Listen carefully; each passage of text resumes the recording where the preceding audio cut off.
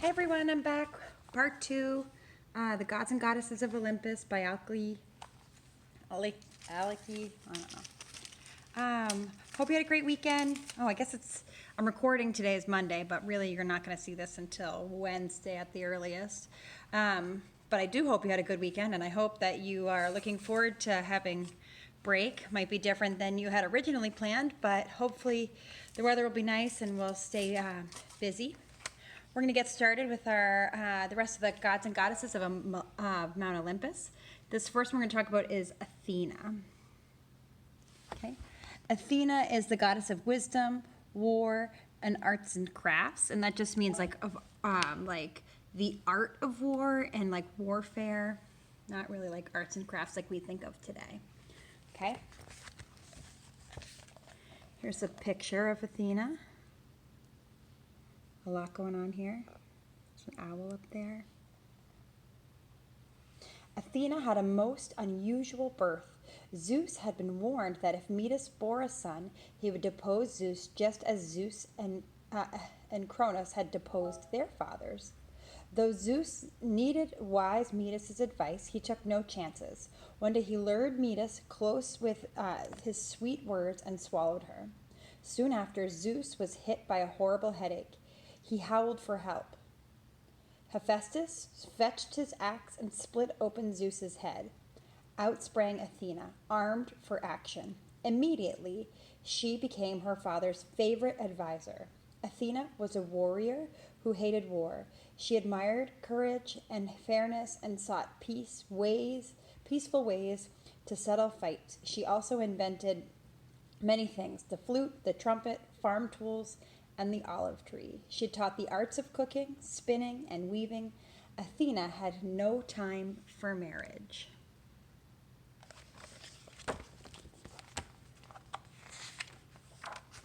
Now we're going to look at this guy. This is Hermes. He's the messenger of gods, the messenger for the gods. Son of Zeus and a nymph, Maya. Hermes was born ready for action. As his mother slept in her cave, he slipped out of his cradle and went looking for adventure. He saw a tortoise, killed it, and invented the lyre from its shell. As he taught himself to play the instrument, he spied his brothers Apollo's cows and stole them. Cunningly, he swept away their hoof prints, and Apollo couldn't find them anywhere. Let's see this picture that's happening. Tortoise and the baby. Apollo looking for the cows. When little Hermes confessed his trick, his brother was furious, but Hermes was shrewd. He knew Apollo loved music and offered him the lyre for the cows. Apollo gave him the cows and more and left happily with the instrument. Zeus was amused by his clever son, but scolded him too. Hermes promised not to steal or lie again. Not much, anyway. If Zeus gave him a throne on Olympus, Zeus couldn't resist. Hermes could talk anyone into anything. Hermes grew up to be Zeus's personal messenger and helper. He traveled as fast as the wind on winged sandals. He guided souls of the dead to Hades and brought good luck to travelers everywhere. Hermes is a favorite with the Percy Jackson readers, or the Lightning Thief readers. Here's Artemis. She's one of my personal favorites. Artemis is the goddess of the moon, wildlife, hunting. She's the daughter of Zeus and the goddess Leto, and she's the twin sister of Apollo, who we just heard about in that story, but we haven't read about yet. Artemis was just minutes old when she helped with the birth of her twin, Apollo. Jealous Hera had been chasing their mother, Leto, all over the world. Artemis found her a safe place to rest, carried there by the south wind. One day, her proud father asked Artemis what presents she would like. Artemis knew exactly what she wanted. She asked for a bow and arrows like Apollo's, so they could hunt together. She asked for a band of nymphs for companions. She asked to stay young forever and never have to marry. Zeus granted all her wishes and more.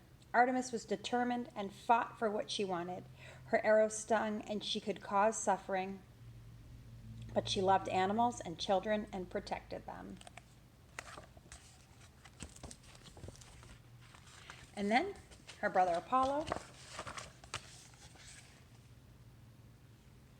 Let's see, back it up a little bit so you can see a little better. You can see the cow that we talked about before, some sheep, this dragon, or snake, serpent, I think is what it's really called. Some stuff happening in the cave up here. Apollo is the God of the sun, music, poetry, archery, healing, and prophecy. He's the son of Zeus and the goddess Leto, and he's the twin brother of Artemis. Apollo grew up quickly, as gods do. When he was 4 days old, he asked Hephaestus to make him a silver bow and arrows. Then off he went to kill the dreaded serpent Python, which Hera had sent to kill his mother. Apollo was dangerous with his arrows. He punished the guilty, sometimes with the help of Artemis, his twin sister. They were close friends, and both were great archers. Yet Apollo was thoughtful. He advised others that one should search to know oneself.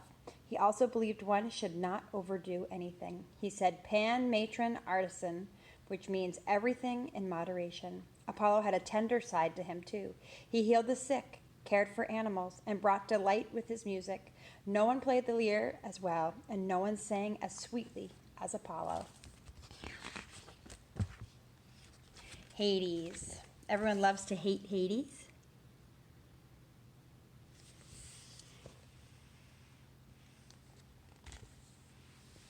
Hades, most of you know, is the god of the underworld. You can see his loyal dog here, Cerberus. He is the son of Kronos and Rhea, brother of Zeus. Hades was as grim and gloomy as the underworld where he lived. He was also rich, for all the treasures in the ground were his. Hades rarely left his dark kingdom of the dead. When Hermes brought souls of the dead to him, he prodded the unwilling ones into the shadows. He saw that none escaped. Cerberus, his three-headed dog, stood guard at the locked gate. But Hades grew lonely and wanted a wife. Zeus said he could have his daughter Persephone. But Zeus knew she would not want to part with her mother Demeter to live in Hades' gloomy kingdom. Nor would Demeter let her go. So Zeus told Hades to kidnap Persephone. Hades rode up into the brilliant sunshine, and that is what he did.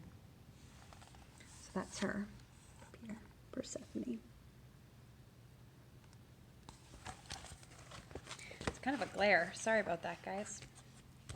Demeter and Persephone. This is kind of the continuation of that myth there. This is a pretty famous myth, the one about Demeter and Persephone in Hades. You may have heard it before if you are a myth lover. Demeter is the goddess of the harvest and grain, fertility. She's the daughter of Kronos and Rhea, sister of Zeus. She's the mother of Persephone. Here you can see Demeter all dressed in dark. She's looking for Persephone. Over here is Persephone hanging out with her friends and dancing. Here we go. Persephone is the one in pink, and that's the daughter, and Demeter in the yellow is the mom. Demeter and Persephone were always together. Gentle Demeter loved her daughter and took her wherever she went as she tended her grain fields. But one day their joy vanished. As Persephone was out with friends picking flowers, she disappeared. No one saw what happened, not even Demeter. She did not see Hades charge up in his chariot and snatch the lovely Persephone. She did not see him take her down into the dark underworld to make her his queen. She did not hear her scream or cry for her mother. Demeter searched the earth for Persephone. She grew haggard and neglected her fields. At last she heard what had happened. Furious, she told Zeus that until Persephone was returned, she would cause a famine. That would mean no food, right? And she did. Soon fields grew barren, crops and trees withered, animals and people starved. Zeus saw that Demeter meant her words. He sent Hermes to fetch Persephone from Hades. But Persephone had been tricked into eating 4 pomegranate seeds, the food of the dead. That meant she could not leave Hades forever. For 4 bleak months a year, one for every seed. She had to return to the underworld as Hades' queen. Then spring came, the land turned green, the flowers bloom, and Demeter and Persephone were together again. That's really supposed to be like the story of the seasons, explaining the seasons. Then we have one last goddess, Hestia. Not a lot known about Hestia. She's the goddess of the hearth. It's like the fireplace, or what we would consider like our ovens, our stoves at home. Daughter of Kronos and Rhea, sister of Zeus. She has a pretty beautiful image here, her next to the hearth. Hestia rarely left her place by the hearth. She saw that the sacred fire of Olympus never died out. She protected every household and hearth on earth and was honored by gods and mortals alike. Hestia, the gentlest of the Olympians, chose not to marry. She had enough to do as the peacemaker of her quarrelsome or fighting family. Yet despite all their quarrels, there were harmonious times too. Times when they all, each unique god and goddess of Olympus, ascended to their thrones, and they were magnificent. And then the story ends with a picture of them at their thrones. Demeter, Hermes, Hephaestus, Aphrodite, and the little Cupid. Ares, Hera. You can see Hades down here in the underworld, not on the throne. And then on the other side of the page, we have Hestia tending the fire or the hearth. Zeus, Poseidon, Athena, Apollo, Artemis, and of course, Dionysus. All right, hope you liked learning about the Olympians. After vacation, we'll do some more myth stories about different creatures. Have an awesome day.